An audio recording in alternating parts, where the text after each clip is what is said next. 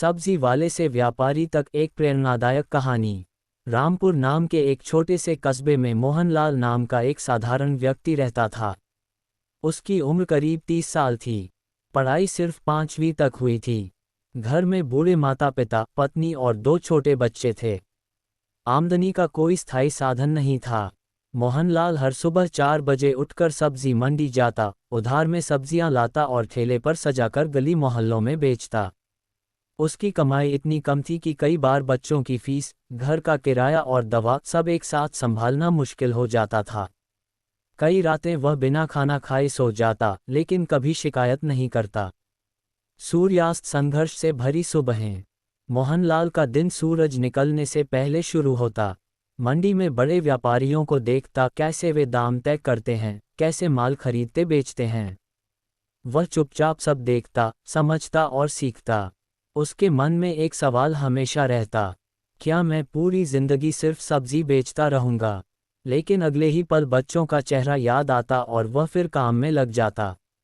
ईमानदारी बनी पहचान। मोहनलाल की एक बात पूरे इलाके में मशहूर थी, ईमानदारी। वह कभी तौल में गड़बड़ी नहीं करता, खराब सब्जी नहीं देता और ग्राहकों से मीठी भाषा में बात करता। कई ग्राहक सिर्फ उसी से सब्जी खरीदते, भले ही दाम थोड़ा ज्यादा हो।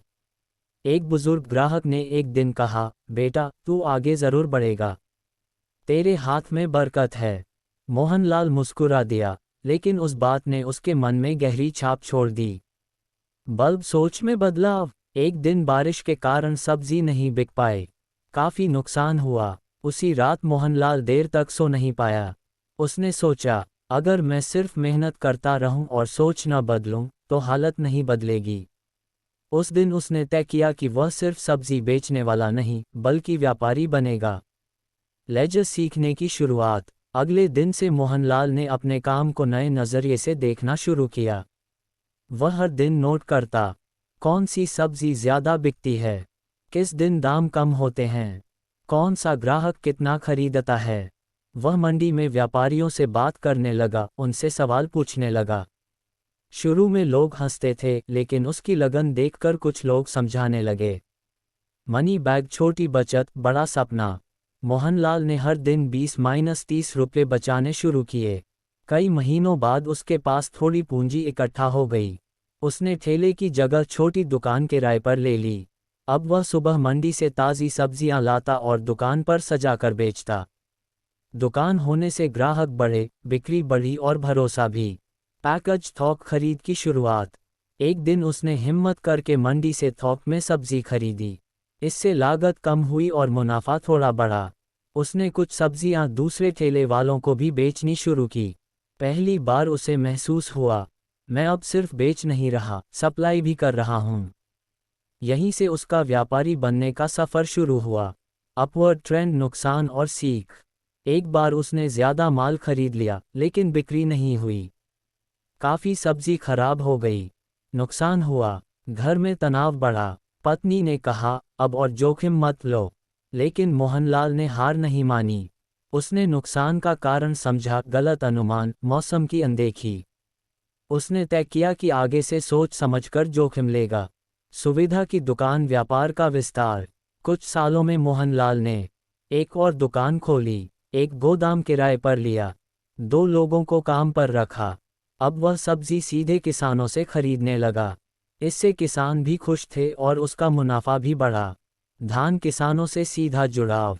मोहनलाल ने आसपास के गांवों में जाकर किसानों से संपर्क किया, उन्हें सही दाम दिया, समय पर भुगतान किया।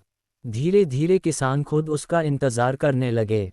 अब वह सिर्फ सब्जी वाला नहीं, बल्कि सब्जी व्यापारी बन चुका था।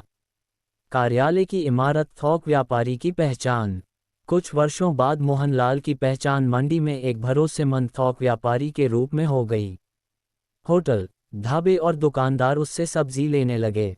उसने अपने बच्चों को अच्छे स्कूल में दाखिला दिलाया, माता पिता का इलाज अच्छे अस्पताल में कराया। चमकता सितारा, सफलता के साथ विनम्रता। सफलता के बाद भी मोहनलाल नहीं बदला। वह आज भी समय पर काम करता, कर्मचारियों का सम्मान करता और गरीबों की मदद करता। वह कहता, मैं सब्जी वाला था, इसलिए लोगों की ज़रूरत समझ पाया। सीख जो मोहनलाल ने दी।